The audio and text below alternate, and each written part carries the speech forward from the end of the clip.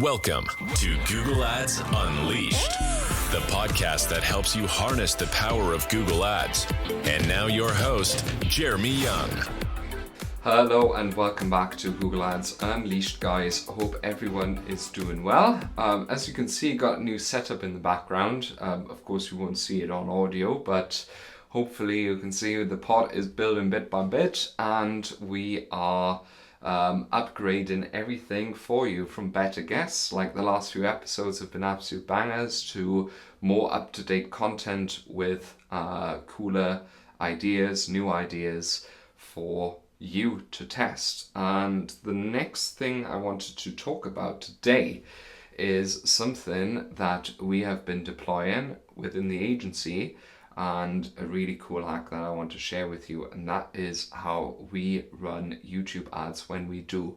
So, little disclaimer, YouTube ads is a little bit of a, how should I say, shiny object, right, within the Google Ads community, because Google in the end is a pull channel, right? So you will want to, how should I say, treat it as that as well, right? There will be natural limits, people's search volume, there's only so many people looking for your stuff. There's only so many people will be converting, etc., etc. There's shopping, there's search, there's not much more that you could and should be doing beyond that.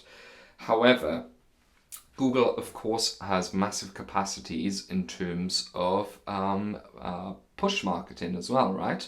So traditionally, channels which are much better poised for that, of course, Meta and TikTok and all these sort of other channels, but you can get YouTube ads to work. And I want to tell you the steps that you have to undertake to do so. So first of all, build a foundation is the first step, okay? So you will want to exhaust all other options before starting with YouTube. Too many people are trying to put the cart before the horse, and it will never work unless you have a service-based thing. Because the thing is with YouTube, it has so many hurdles to go through, right? First of all, it's still cheaper than Meta in terms of CPMs, but generally speaking, it's not cheap, and also you have so much conversion friction, right? First of all, you need great content to make it work, like really, really good content. Because people expect a different level of quality on YouTube. Yeah, you think of your own consumption habits. Have you ever watched a YouTube video and then thought, oh, this is rubbish quality, but I'll watch through it anyway? No. Whereas a normal UGC that is filmed with an iPhone is still going to work on Meta after all. Don't get me wrong, UGCs can work for YouTube as well, but I just want to give general rules and pointers. Then also the conversion friction is much higher. When you go onto Meta, you want to be entertained, of course, right? So you want to discover stuff, etc. So you might discover a new product and you think, I may as well purchase. You click on the ad, you're straight on the product page. That's it. With YouTube, you have to sort of very often even leave the app, or it's just so much more hassle. Like I'm an avid golfer, right? So I might watch a YouTube video of like a golf YouTube video and want to enjoy myself and be entertained. Ads are annoying and they feel like ads as well, right? So within Meta, an ad can feel like natural. Within YouTube, you're watching a golf video, suddenly you get an ad for a plumbing device to more easily clear drains or something like that. It's disruptive and it's not that great.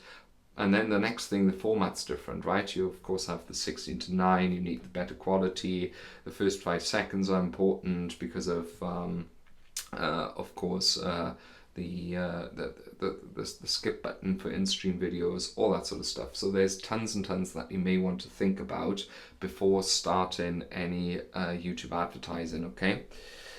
Notwithstanding, this is sort of the first thing. I would exhaust all other options to then see, okay, I've scaled Google to the maximum. It doesn't make sense to spend more on performance max shop in search, because there's no, and I can't like scale horizontally either, like no new products, no new nations, etc. Let's do YouTube then and use Google as a push marketing channel as well, okay? So that is where you want to be, and that is the starting point of where you want to be, okay? You also will then in the second point have enough budget for it, okay? You will want to be using this for your brand or for clients if you're a media buyer and listening.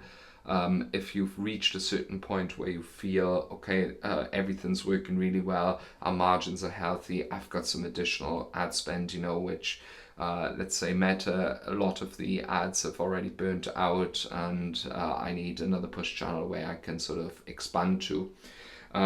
So this is the next precondition. Then the third one is you will want to, by the way, these are very generic rules, right? Because this is a podcast where I'm trying to give pointers and tips. I can't go into what a YouTube creative will have to look like or other sort of things. This is just very generic.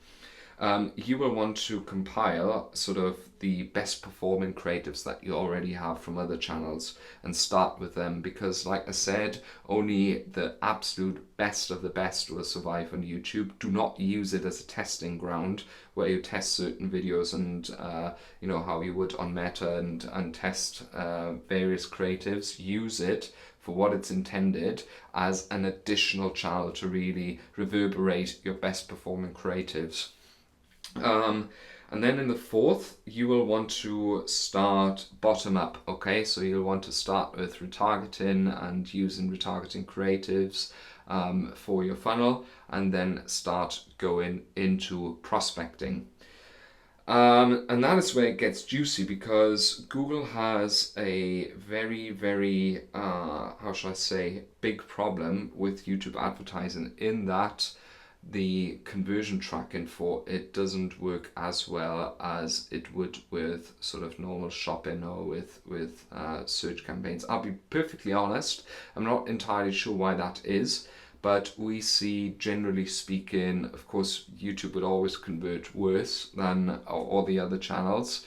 But we also just see that very often the conversions are not being picked up within Google Ads as they are with certain other tools. And this is what I'm going to now get to. So I've just told you now what is needed. You need good creatives, stuff that already works ideally on other channels. You need to have exhausted all other options, and this is now the next step in order to add more visibility and generate more visibility. You will have to have enough budget. Don't put the cart before the horse, okay? And the next thing that you will want is you need this in place, otherwise you may not start with YouTube whatsoever. You need some sort of third-party tracking system. Yeah, something like Triple Whale is ideal for this. And you also need a post-purchase survey. Why are the two important? And I'm going to tell you why. Because what you will want to do from the start, and this is what we started doing as the agency, is you will want to use a different type of attribution system to understand which ads perform and which don't, okay? I'm going to tell you a little bit about which metrics to look at, but generally speaking, those are, you will want to use something like Triple Whale so look into Triple Whale, by the way, maybe I should get an affiliate link. You should look into Triple Whale and use TI attribution to understand which creatives are actually driving sales, okay?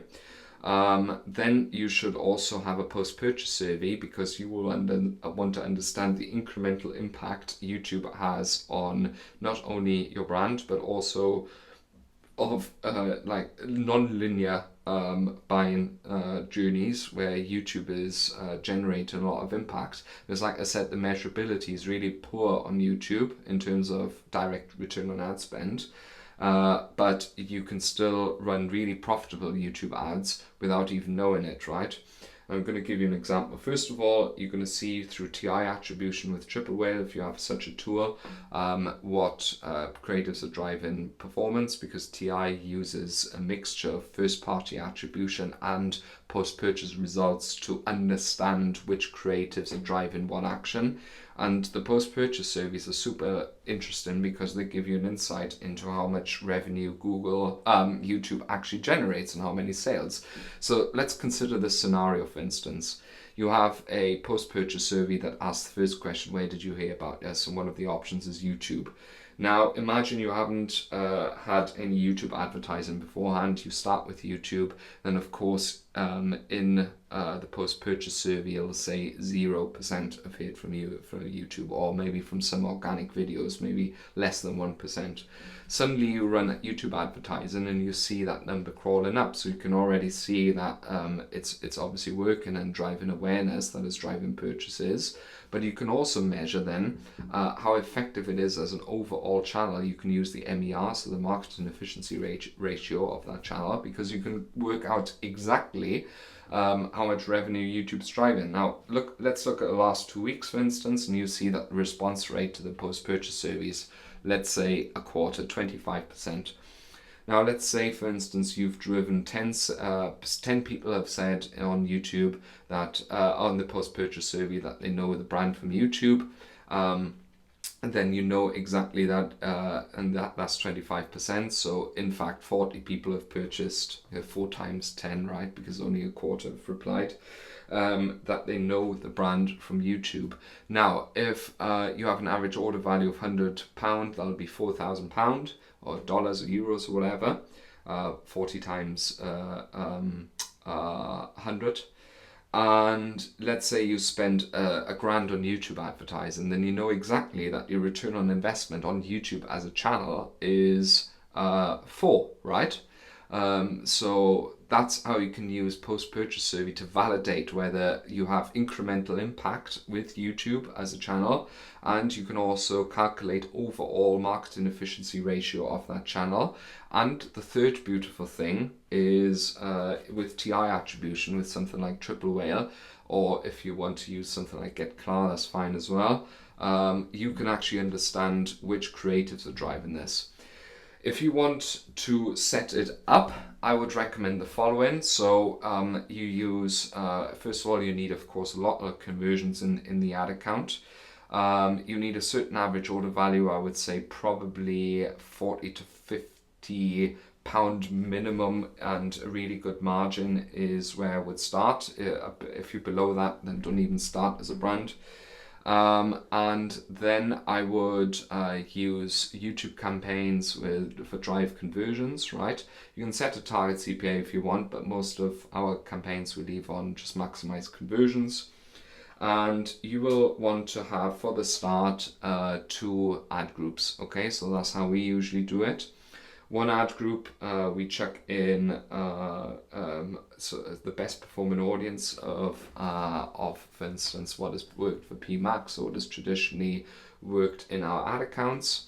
And in the second audience, we do the same, but have optimized targeting on, which allows Google to just go out and find people who are more likely to convert. So it uses AI basically to just find new audiences and to find better performing audiences of which Google thinks that they will buy and convert. And we chuck the ads in there. Of course, we have sometimes scaling campaigns, then where we duplicate well-performing ads into for broad targeting, if broad is an option. Sometimes we want to stay niche. Sometimes we have then, of course, a different campaign for retargeting only. Or different campaigns for certain sales or something like that. If we have sales specific creatives, or if we have launches, we'll do separate campaigns for that. But generally speaking, it's as simple as that. I'm absolutely happy for you to consolidate in this setup, because YouTube lives of big data, and you just need a massive existing conversion tracking, or hundreds if not thousands of conversions per month if possible, for it to really optimally work. And then the metrics that you look at will be click-through rate. Anything above 1% is really, really good. Okay, this is sort of a soft metric that you can look at, which is really nice.